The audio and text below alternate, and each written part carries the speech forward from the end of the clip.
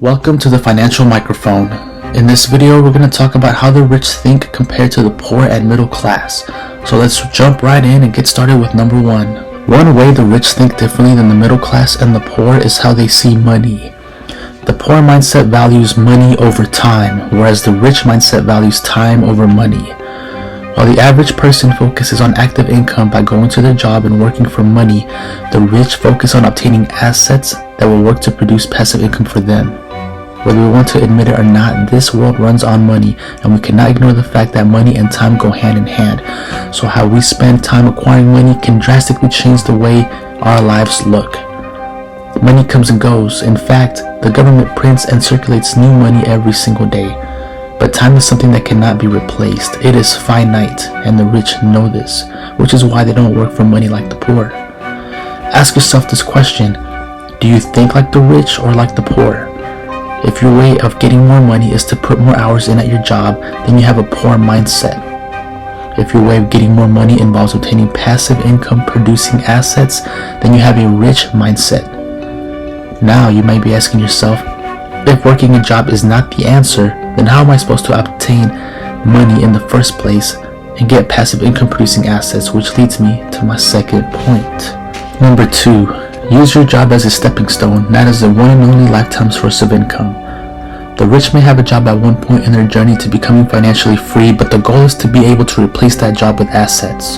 Unless you are born into riches, most people will have to start small, meaning that having a job will at one point be a necessity to acquire money, but the goal should be to have that job or any job for as short amount of time as possible, meaning until enough money can be saved to replace that active income job with passive income sources.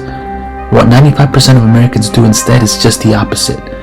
Most try to hold on to a job for as long as possible, in their eyes preferably until retirement, saving money along the way if their own lifestyle habits permit, possibly investing in a few stocks here and there, hoping that they will have enough money in combination with their 401ks and Social Security benefits by the age of 65 to fund the remainder of their years. Statistics show, however, that this plan may sound good on paper because this is what we have been taught as a default plan since our earliest years. But the reality is that with the combination of inflation, spending and lifestyle habits, medical bills that arise with age, taxes, and simply survival expenses, combined with the lack of true financial education, the average person at the traditional retirement age is not actually as financially prepared when the time actually comes. This leads many to continue working their jobs for several years after retirement in order to keep funding their lives. Do you want to be part of this 95% statistic? Or do you want to be part of the 5% statistics? Because if so, you must think like the 5% do, not how the 95% do. If you're getting value from this video, make sure you like, comment, share, and subscribe to the channel for more videos like this, and hit the notifications bell so you don't miss out on any new videos. Number 3. Passive income from real estate. The average American typically has one job, their own, and one house, basically placing all of their eggs in one basket. The rich, however, do things a bit different. The rich realize that having just one source of income, let alone from a job that will stop producing income the moment they stop working, is very risky due to the multiple ways a person may lose that job. On the flip side, the average American's largest life expense will typically be their home, with the plan to pay it off in 30 years or less if possible. As previously mentioned in point number 2, the rich may have a job at one point in their journey to becoming financially free, but they know that it is more powerful to have their money work for them. So instead of working for a lifetime like the middle class to pay off their one home with their one job, they use real estate as a way to leverage things in their favor. In fact, 90% of all self-made millionaires become so through owning real estate. This requires a person to view a property differently. The average American thinks that the house they are paying off and living in is an asset, but they would be quite wrong. This becomes evident when the term asset is defined along with its opposite, liability. In simple terms, an asset is anything that works to put money in your pocket, and a liability is anything that makes you work while taking money from your pocket. The problem is that the majority of the middle class view their house as an asset because that is what we have been told. But think about it. You have to work in order to pay off that mortgage every month, and the moment you stop paying the house, it is lost. That sounds like a liability to me, especially when it is often the largest expense that the average American has every month. On top of that, The normal upkeep of the home, including damage repairs that come up, means that it is costing you money, not making you money. Now don't get me wrong, the one house that most Americans have can be an asset, but it is not one until it is either sold for a profit or used as passive income rental property. This is what most millionaires do, and it is what most others fail to understand. It is not until you have money going into your pocket from that said property that it is actually considered an asset. Number 4. The rich don't go to school. Wealth can be acquired in a variety of ways, and people with college degrees can certainly accumulate wealth over time. But interestingly, some of the most successful people became rich without college degrees. The list of millionaires and billionaires who dropped out of school include names such as Steve Jobs, Bill Gates, and Mark Zuckerberg, to name a few. These individuals started their own companies instead of going the typical college route, and while they are some of the most famous examples of those who reach success without a degree, they are far from alone. The problem with college is that not everyone can afford it in the first place. Tuition prices have gone up over the last 20 years, and the majority of students end up paying for school by taking out a loan and getting into debt, which then cripples their ability to make wealth in the future. To make things worse, many students who graduate end up making far less annually than their education is costing them, arguably paying too much for too little of an education.